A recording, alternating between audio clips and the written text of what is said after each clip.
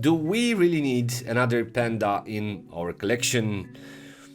I don't know, but the trend seems to continue, and after the new Daytona launches, it's Glycine's turn to show us what they can offer for $220. Yep, you heard me well. And I am excited because after I reviewed the Orient Mako Panda, it seems that Glycine made a better budget chronograph, even better than the Timex Q Chronograph. Concluding that this is truly one of the most honest watches I've ever seen. The quality is very good. Recently, the brand launched a new generation of Glycine Combat Chronographs in multiple colors. Blue bezel, blue subdials, red bezel, red subdials, Panda, reverse Panda, and I'm pretty sure there is a green version as well. I'm not sure why the brand launched another chronograph, but this one surely is more simpler and way more appealing than the previous version. As I assume you know, Glycine is a legendary brand with over 100 years of experience and innovation in horology. The brand, besides the important Glycine Airman launched at the beginning of the 50s, they registered over 9 patents across time, from the jumping hour innovation to the famous 24 hours GMT feature, a patent that Rolex had to buy in order to make their GMT masters. Today, Glycine became a strange brand. They basically rely on two-tier lines. They have the Airman collection, which is positioned and sold below or around $1,000, and the budget line, the Combat Sub, which is offered between $150 for quads and $600 for the automatic GMT complication. Technically, you can still buy today pre-owned, even new 3-hands Glycine Combat Subs below $300. A watch with an ETA 2824 inside or the Sellita SW300. These are watches that I consider them solid, iconic for any pocket and for any shirt color. But overall, I'm not sure if this is the right direction for the brand, knowing their history, to focus on entry-level watches.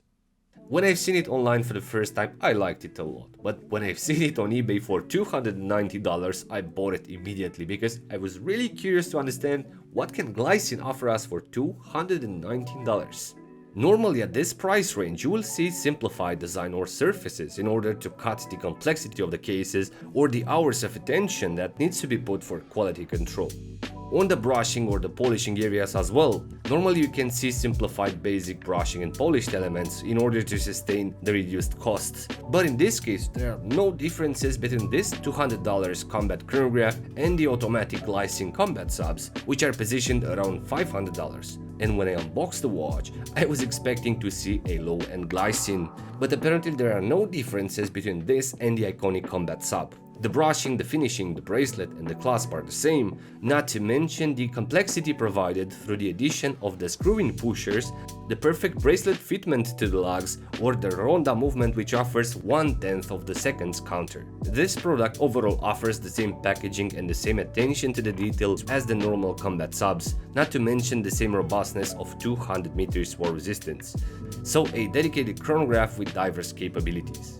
Speaking about chronographs and diving capabilities, compared to the Orient Mako solar chronograph, Glycine firstly transformed this model into a regular chronograph with a tachymeter scale function. This model hosts the caliber Ronda 5040D, which equips higher-end watches like the Tag Heuer F1 chronograph models. This movement provides to the subdials normal counting attributes like the seconds counter at 9 o'clock and the normal 30 minutes counter at 3 o'clock. However, super cool at 6 o'clock, the subdial works as a 1/10 of a second counter for the first 30 seconds.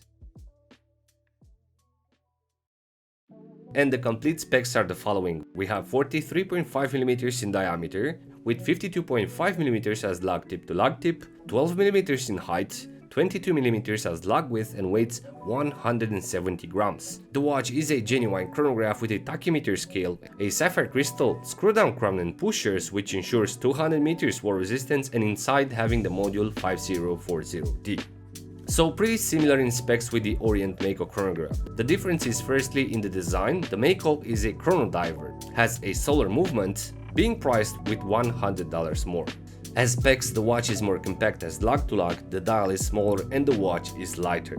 Where the case of the Combat Sub chronograph is built based on the iconic Combat Sub chassis. With an interesting thin profile, the case arches pretty much towards the lug tips, hugging the wrist pretty well. So the 52mm lug to lug does not look very long, and it feels pretty comfortable on the wrist because of those falling lugs. As wearability and looks, the watch feels pretty wide on the wrist because of the vertical lug trimming, which does unveil more metal on the wrist. The screen pushers alongside the crown guards contributes as well to the bigger appearance, especially when the pushers are unscrewed, the case feels even bigger.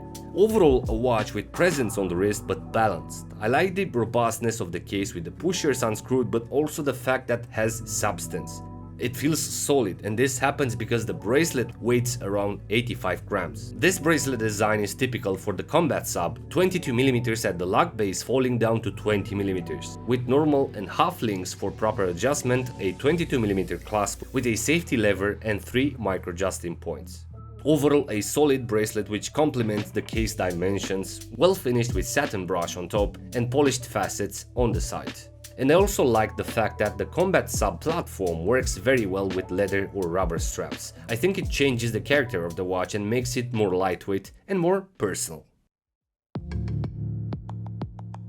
Looking at the dial, besides the beautiful decorated dial, above we have a beautiful sapphire flat crystal with an interesting blue AR coating. It's like a beautiful filter above, which makes it more authentic, more appealing. It really elevates the quality of the watch, and that is really important, especially at this price range.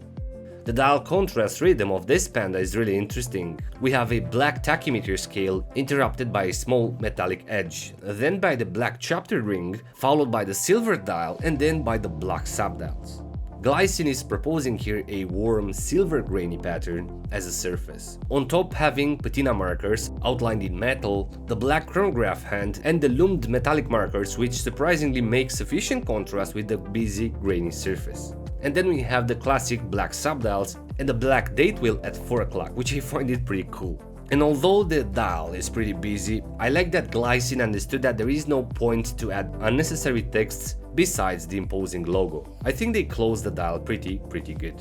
There is a small label Swiss made on the bottom part of the chapter ring. At this price point, I cannot see a watch assembled or inspected from the quality control point of view in Switzerland. As you know, to meet the Swiss made label, the watch needs at least to have a Swiss heart, the assembly and the quality control in Switzerland. But in this case, I assume they are made and assembled in China with Swiss movements.